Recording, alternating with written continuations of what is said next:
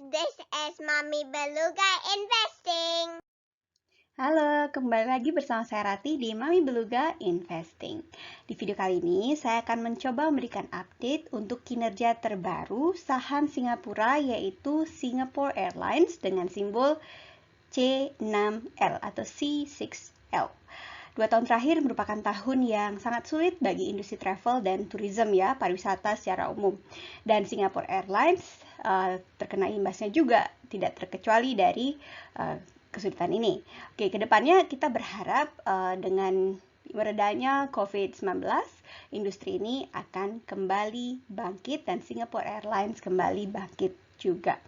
Oke, setelah melihat angka-angkanya, pendapat singkat saya tentang kinerja Singapore Airlines adalah yang pertama, perusahaan ini bukan laba dan surplus kas operasi untuk pertama kali sejak awal pandemi.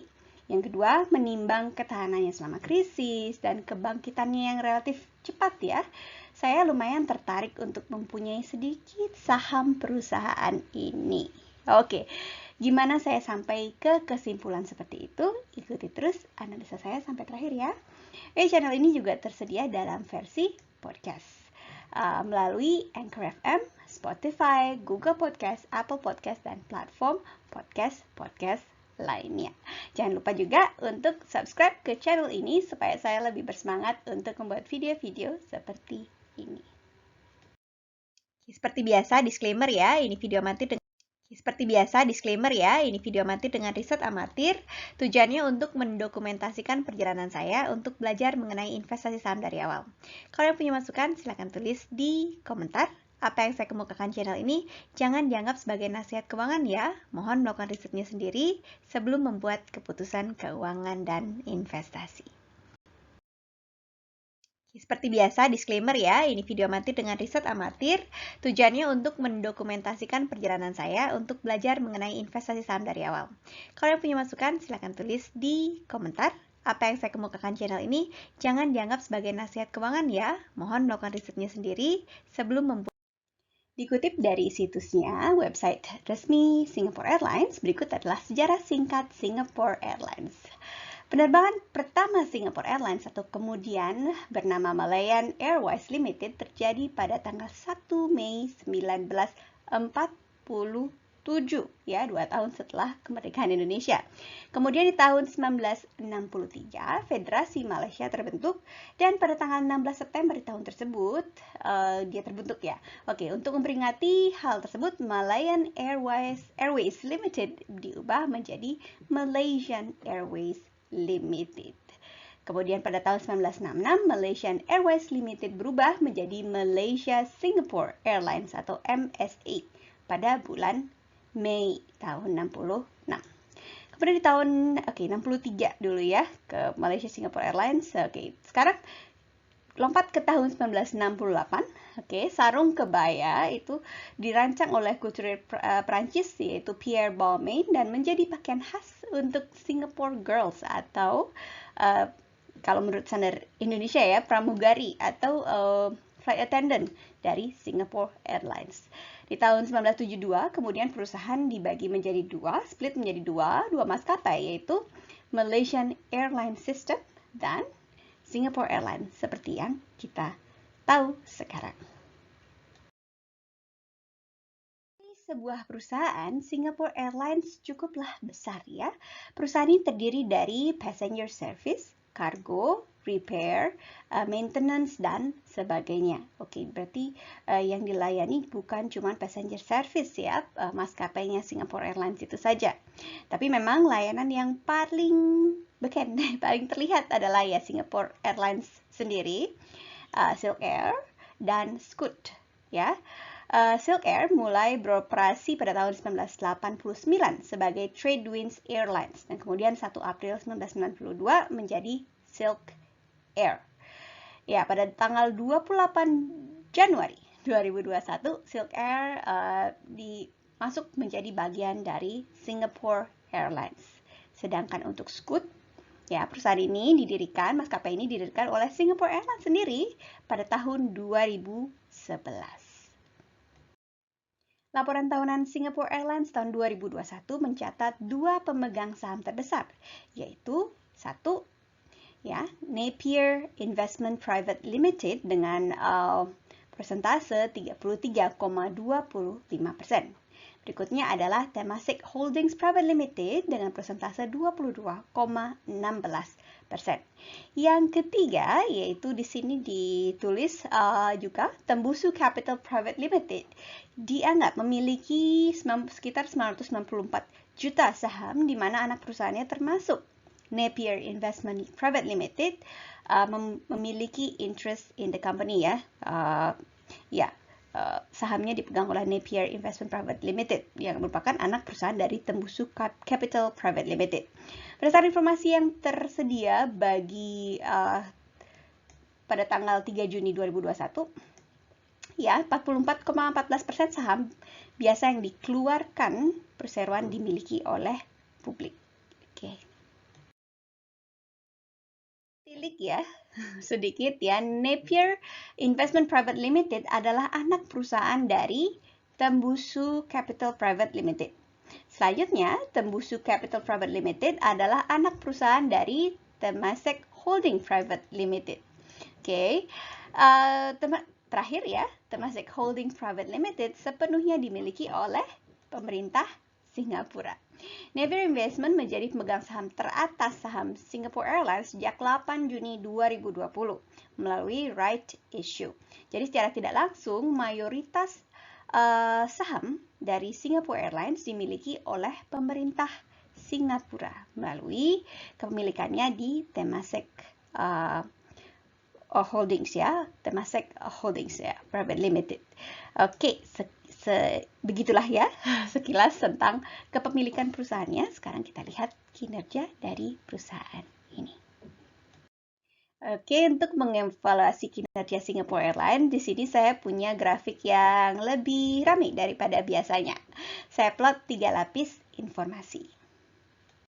Informasi tersebut adalah earning per share yang pertama. Saya gambarkan sebagai garis nokta-nokta berwarna merah ya, yang dihubungkan dengan garis merah seperti yang kita lihat di layar. Seperti biasa, saya juga menambahkan garis putus-putus hijau untuk menunjukkan penghasilan nol. Kalau penghasilan perusahaan atau EPS perusahaan di bawah garis putus-putus hijau ini artinya bahwa perusahaan sedang mencatat kerugian pada periode tersebut. Dari grafik EPS-nya, kita bisa melihat bahwa Singapore Airlines mencatat kerugian untuk pertama kalinya di tahun 2020, yaitu di laporan tanggal 31 Maret tahun 2020. Kerugian ini berlanjut pada triwulan-triwulan berikutnya hingga triwulan kedua tahun 2022. Hal ini tampaknya akan berbalik ya, seperti yang kita lihat di grafik ya, karena perusahaan melaporkan keuntungan di kuartal ketiga tahun 2022. Keuntungan yang dicatatkan ini adalah keuntungan pertama sejak pandemi COVID-19 dimulai. Karena tahun buku Singapore Airlines berakhir pada 31 Maret, kuartal ketiga 2022 terjadi pada 31 Desember 2021, yang merupakan titik terakhir dalam plot. Oke, melalui surat investor, tampaknya semua keuntungan saat ini ya disumbangkan oleh layanan kargo mereka, layanan kargo dari Singapore Airlines. Segmen layanan penumpang mereka yaitu Singapore Airlines, Silk Air, dan Scoot masih merugi. Tapi ini masuk akal ya, karena sejauh ini penerbangan belum semua rute dibuka ya, dan volume penumpang juga mungkin belum sebesar kemarin pada saat kuartal yang dilaporkan ini. Oke, dengan dibukanya perjalanan internasional ya, besar harapan ini akan angkanya akan meningkat ke depannya ya. Oke, sekarang kita lanjut dengan melihat kondisi cash dari perusahaan Singapore Airlines. Di sini saya memplot posisi kas perusahaan sebagai batang hijau. Surat investor terakhir dari perusahaan mengumumkan bahwa ini adalah kuartal pertama sejak awal pandemi yang memiliki surplus kas operasional. Sejak awal pandemi, perusahaan telah melaporkan kerugian uang tunai operasi. Pada kuartal ketiga 2022, maskapai penerbangan Singapura atau Singapore Airlines ya memiliki sekitar 12 miliar kas ya. Informasi ini akan berguna jika kita membandingkan dengan lapis informasi berikutnya, yaitu hutang jangka pendek. Jadi di sini saya plot hutang jangka pendek sebagai batang merah jambu. Biasanya saya ingin melihat apakah posisi kas perusahaan mampu menutup kewajiban jangka pendek mereka atau hutang jangka pendek mereka. Artinya batang hijau lebih tinggi daripada batang merah di grafik di layar. Dari data yang saya miliki di sini, pada kuartal keempat tahun 2021, Singapore Airlines memiliki lebih banyak uang tunai dibandingkan dengan kewajiban mereka saat ini. Hanya ada satu kesempatan lain di mana hal tersebut terjadi, yaitu di tahun 2011. Kemudian surat investor terbaru untuk kuartal ketiga 2022 tidak memberikan rincian kewajiban atau hutang jangka pendek mereka. Oleh karena itu, saya tidak dapat mengomentari hal tersebut di kali ini ya, karena kita tidak ada informasinya. Nah, kemudian lapisan terakhir dari informasi di layar adalah hutang jangka panjang. Di sini saya plot sebagai garis batang hijau ke kuning-kuningan. Kita dapat melihat bahwa kewajiban jangka panjang terus meningkat sejak tahun 2016. Peningkatan terakhir dalam hutang jangka panjang sebagian disumbangkan oleh obligasi wajib konversi yang menurut pemahaman saya menerbitkan obligasi yang kemudian dapat dikonversi menjadi saham pada saat jatuh tempo. Melihat pemulihan Singapore Airlines saat ini, saya jadi lumayan tertarik untuk menaruh sedikit posisi di perusahaan ini ya. Oke, begitu komentar saya tentang grafik dan angka yang kita lihat di layar. Untuk pembahasan dividen, saya skip dulu ya untuk video kali ini karena sementara COVID ini ya, selama 2 tahun terakhir, Singapore Airlines tidak membagikan dividen sama sekali. Oke, sejarah dividen dan sejarah dividen yield akan saya cantumkan kembali di video selanjutnya kalau perusahaan sudah memberikan dividen lain.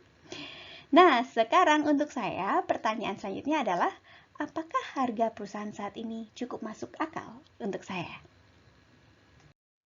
Untuk mengetahui harga wajar, seperti biasa, saya plot 3 lapis informasi. Yang pertama yaitu harga saham ya. Untuk kali ini saya taruh periode 2004-2005 ya.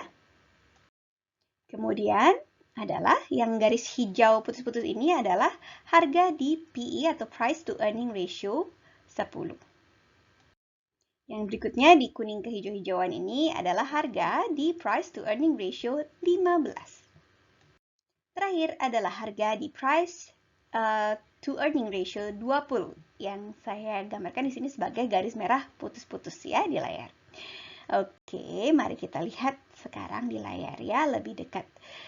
Dari pergerakan EPS-nya kita bisa lihat saya tidak ya sejak periode tahun 2004-2005 ya EPS-nya cenderung mendatar ya 8 tahunan terakhir ini. Jadi dari sana kita bisa lihat bahwa Singapore Airlines tidak terlihat seperti perusahaan yang sedang bertumbuh, growing atau growth company. Tapi semenjak tahun 2010 harga rata-ratanya di atas PE ratio 20. Kemudian tahun 2016 turun lagi ya ke kisaran PE ratio 15. Jadi secara historis kita bisa bilang bahwa Singapore Airlines bukanlah growth company. Historis yang 8 tahunan ini ya, bukanlah growth company tapi harganya cukup premium. Bagi yang mengikuti channel ini atau sudah melihat video saya sebelumnya, bisa tahu kalau harga wajar saya biasanya itu harga di PE ratio 10. Untuk saat ini, hal ini tidak berlaku karena beberapa tahun terakhir pendapatan Singapore Airlines masih merah. Tapi untuk yang saat ini saja ya, penghasilan 20 kali lipat atau harga di PE ratio 20-nya adalah di $1. Pada saat video ini disiapkan pada tanggal 20 Mei 2022, harga saham Singapore Airlines berada di 5,47 Singapore dollar per lembar sahamnya. Jadi saya perkirakan harga saham akan naik karena laba kuartal naik dan kemungkinan ada ekspektasi pemulihan ekonomi pasca COVID. Jadi pasar juga bereaksi dengan ini. Dengan harga saat ini saja yang $1 itu masih mahal menurut standar saya, apalagi setelah naik nanti. Secara historis harga saham Singapore Airlines masih berada di kisaran PE ratio 15 sampai dengan 20 ya. Jadi untuk saat ini saya belum yakin, tapi saya lumayan tertarik untuk punya saham perusahaan ini, tapi sedikit saja. Cuma harganya masih mahal untuk standar saya. Oke, catatan sedikit ya, bahwa saya ini juga fans dengan brand Singapore Airlines ya. Sejauh ini pelayanan kabinnya oke, makanannya juga oke, dan lain-lain ya, masih oke, dan juga rutenya lengkap. Tapi ini sebelum pandemi ya, karena sekarang kemungkinan rutenya belum buka semua. Nah, sekarang kita sampai ke kesimpulan. Setelah melihat angka-angkanya, pendapat singkat saya tentang Singapore Airlines adalah, 1. Perusahaan ini bukan laba dan surplus kas operasi untuk pertama kalinya sejak awal pandemi. Hal yang bagus. Menimbang ketahanannya selama krisis, ya, dan kebangkitannya yang relatif cepat setelah pandemi ya mulai mereda, saya lumayan tertarik untuk mempunyai sedikit saham perusahaan ini.